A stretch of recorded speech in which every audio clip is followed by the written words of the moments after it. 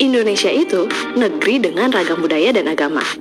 Tapi masih aja ada larangan buat sejumlah umat beragama tertentu melangsungkan ibadah mereka. Duh, baru-baru ini nih, umat Kristiani di Sumatera Barat dilarang merayakan Natal bersama. Tepatnya di Kabupaten Darmasraya dan Sijunjung. Larangan perayaan Natal itu berawal dari rapat tokoh-tokoh adat setempat. Keputusan hasil rapat sepakat untuk menolak pelaksanaan Natal jika tidak di tempat resmi dan cuman boleh dilaksanakan di rumah masing-masing. Nah, larangan kayak gini bukan sekali terjadi loh di sana.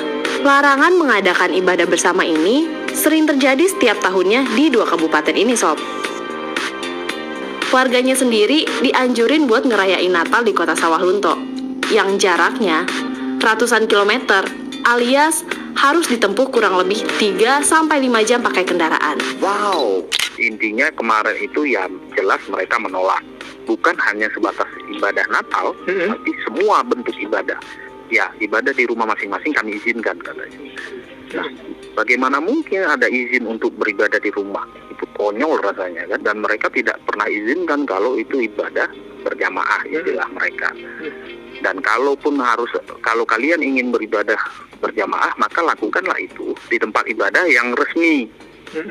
Nah, itu kan sama aja dengan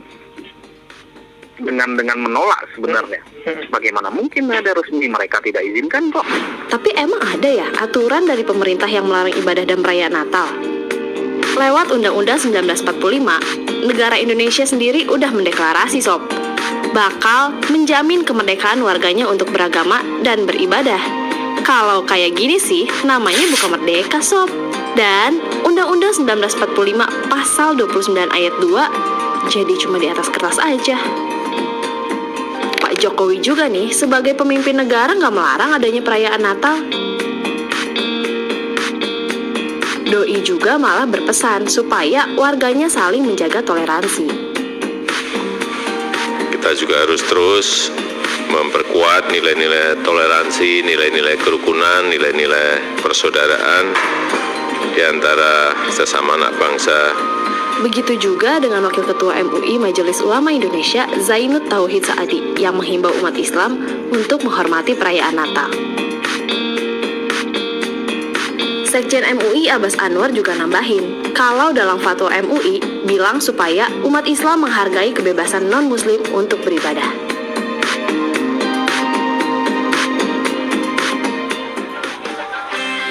Dari fenomena tersebut, mari kita lihat dari segi multikultural. Dimensi multikultur fenomena ini termasuk dimensi kebudayaan dan dimensi pemerintahan dengan tipe masyarakat dominan yang mayoritasnya muslim. Dengan adanya larangan tersebut, lalu di mana identitas Pancasila yang menjadi pedoman bangsa ini? Seperti yang dimaksud pada sila kelima Pancasila yang berbunyi keadilan sosial bagi seluruh rakyat Indonesia. Lalu, rakyat mana yang dimaksud?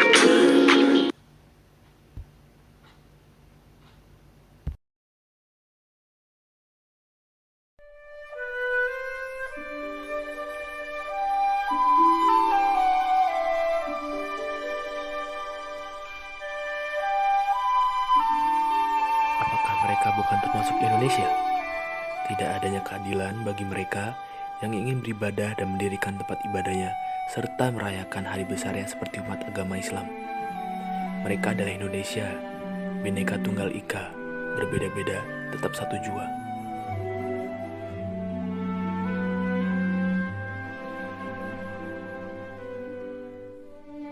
Perbedaan adalah hal yang sangat wajar bagi seluruh manusia di dunia. Lalu, apakah kita yang muslim harus membatasi pelaksanaan ibadah agama lain karena kita mayoritas Indonesia? Tentu tidak. Kita sebagai umat beragama harus bisa saling menghargai dan menghormati atas perbedaan yang ada.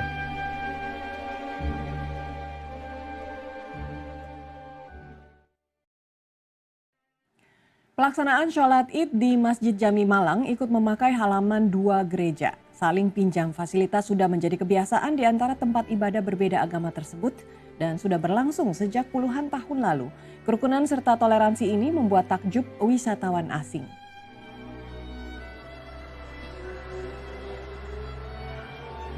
Seperti pada tahun-tahun sebelumnya, ibadah sholat Id di Masjid Jami Malang tahun ini juga menggunakan halaman dua buah gereja, Gereja Immanuel dan Gereja Hati Kudus Yesus yang lokasinya berdekatan dengan Masjid Jami membuka halamannya untuk dipakai para jamaah sholat yang tidak kebagian tempat.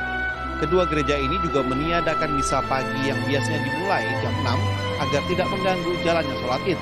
Hal yang sama juga dilakukan oleh Masjid Jami yang meminjamkan halamannya untuk parkir gereja pada saat